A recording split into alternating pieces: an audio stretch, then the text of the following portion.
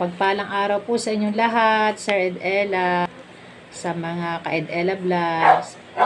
Mapagpalang araw po. Ang napili ko pong Bible verse for today ay mula po sa sulat ni San Mateo, Kabanata 18, talata 2 hanggang 4. Sinasabi po dito na tinawag ni Jesus ang isang bata, pinatayo sa harapan nila at sinabi, "Tandaan ninyo na kapag hindi kayo nagbago at tumulad sa mga bata, hindi na kayo mapapabilang sa mga pinag-aharian ng Diyos."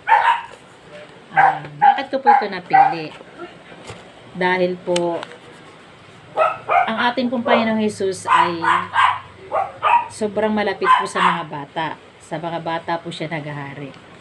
At isang halimbawa po, siyempre po, ang mga bagay na hindi pa po natin naanawaan sa simula, ay kailangan natin na magpakumbaba para humingi po tayo ng tulong. Pero huwag po tayong mag-atubili dahil lamang sa tayo ay nahihiya. Gaya po ng isang bata, alam natin na maraming tanong ang mga bata. Nais ng Diyos na masumpungan natin ang mga sagot.